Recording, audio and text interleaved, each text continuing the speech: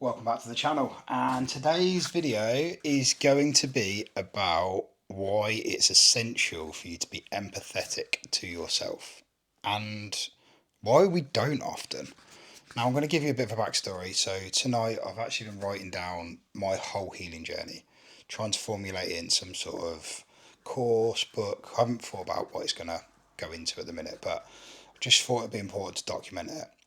And a big part of me healing was just being empathetic to my younger self. Now, a big catalyst for a lot of my trauma was my mum and dad breaking up.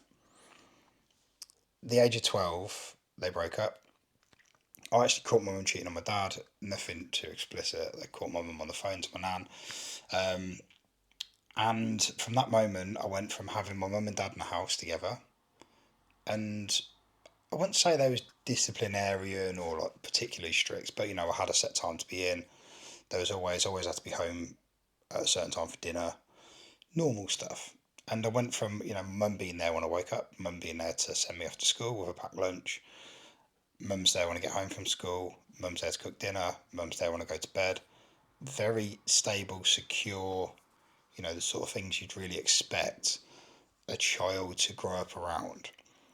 And then because I caught my mum cheating on my dad, I felt the need to stay with my dad. Because I was like, okay, well, she's done the wrong here, sort of thing was my mindset at the time. And actually, I remember saying, and throughout my whole life, until a few years ago, sort of thought, and actually not even a few years ago, until probably since maybe the start of the year, I've always said it was a good thing they broke up because they wasn't happy together. I had a lot more freedom. Didn't really have a time to be in. There was never any food in the house when I lived with my dad, so it was like my dad would just give me money. So I had money for lunch, I had money for dinner every night. Whenever I wanted money to top my phone up, my dad was really giving. He's a very, very giving person. So if I needed anything financially, he'd just give me it. Give, give, give. And I just thought it was great. I had all this freedom, I had all the best clothes, and a lot of people at school was like, I was just known for the guy that had money all the time. But I'm thinking about this. A lot of the things I said at the start, I'm thinking about it was good for my mum and dad because, they was arguing all the time, weren't getting on. My mum was a bit ill, and my dad's, he was a bit of a free spirit. So my mum was she wanted to be stable. So like she wanted to have loads of money in the bank and save and live quite tightly, live quite frugally, while my dad's like, give, give, give, give, give, spend, spend, spend. He'll just spend money. And that's what happened when they broke up. He just gave me loads of money, like I said. So I was very much thinking of them rather than me. But think about that from a 12-year-old's perspective. You go from all of that security, all you've ever known for 12 years, and overnight, you haven't got that anymore. Think about like how damaging that is to a child. It's a lot, and it really is a lot. And this is where the empathy comes in. The empathy, the compassion, because you have to be empathetic to your younger self because your younger self and these events of what has gave you this trauma is what's making you act irrationally as an adult. So until you can empathize with those scenarios, those situations, be compassionate to yourself, you're never going to heal. So the first part is acknowledging, understanding that event, action, whatever it was, triggered you to give you some trauma. Then it's about being compassionate and empathetic. And I think as men, we're not particularly good at that because we've got this like crack on mentality, haven't we? Where you're like, oh well, it happened. I turned out alright, didn't I? That's the sort of things you hear a lot. But it doesn't take away that, a wrong's been done to you. And this isn't to blame anyone. Of course, life happens to a lot of people and people do things for their own reasons. I've got no resentment at all to my parents. But it's just about acknowledging that that happened and actually how damaging that is for a small child. Your brain's still developing. You only really know your mum and dad and that sort of family environment. Like when they get taken away, that's a big change for anyone. A very, very big change. And this all leads on as well. Once you start being compassionate and empathetic to your younger self, then when you start doing the inner child meditations, you're a lot more empathetic again, because you're going to have visions of your younger self in certain scenarios, and you're going to be the man that that child needed. And that's where the healing comes in. That honestly is so powerful, when you were there to reassure your younger self who just needed that reassurance from your parents, and now you're there to give it to him. That's powerful, man. That's embodiment. This is how we heal from all this. This is how we become secure men, secure masculine men. And I've said it enough on this channel, but it's attractive. If you used to go to your next partner or the partner you're with now and identify an issue you have, but then either self soothe or know how you're going to get over it, that's attractive. You're emotional, but you're not putting it all onto your partner and not requiring them to be the sole source of soothing you. You know, that's really, really attractive for a female to see that in a man, that you've got the compassion, you've got the emotional intellect, but then you can also resolve it as well. Think about it. That's like a really stable trait. Then, if you can do that for yourself, you can go and support your partner. And, if you're in a male female couple, which most of us will be, females biologically are a lot more emotional than us. So they will need a bit more support. They will come to us emotional and need us to soothe them, or at least help with the soothing.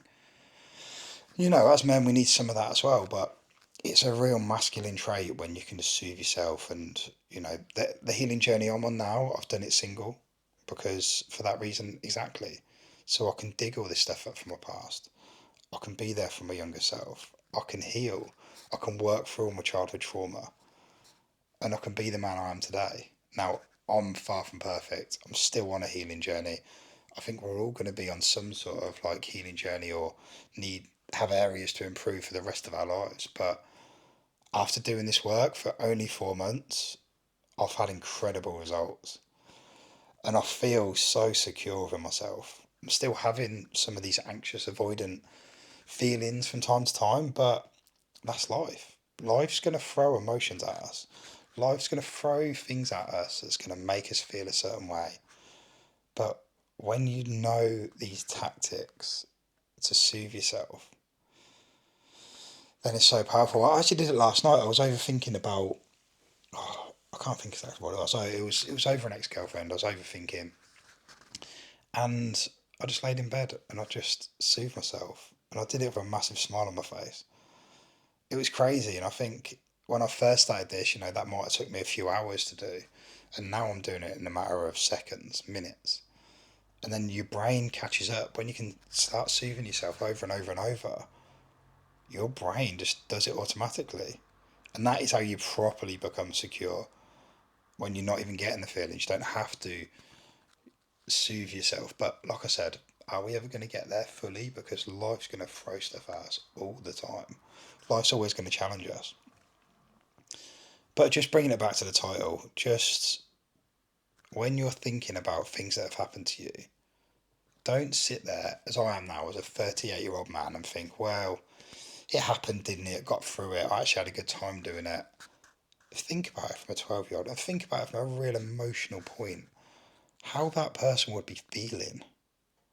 This isn't about us being macho now, say, well, look at us. Yeah, we turned out right, didn't we? It hasn't worked out too bad for us. It's about how that, in my circumstance, how that 12-year-old felt in the moment. And it's quite difficult at times, but whenever you find these difficult moments, do it with a smile on your face, because you're getting to the root of something, and you're going to be able to yank that root out and overcome all of this. And that's how you heal. And that's what's happened to me every time. You might have heard me in previous videos, but every time I found something really deep, like I did a lot of father wound work, and before I started therapy, I didn't think my dad had anything to do with my trauma, but he did. And it was a lot of loneliness things for me, and it was it left me feeling really lonely after I worked it out. But I was lonely with a smile on my face because I knew I'd unearthed something that I didn't know. Because if I knew it, I probably would have healed from it ages ago. When you find out these new things, they are painful, they are new, they're a bit uncomfortable, but that's the place you've got to go to heal, to be better.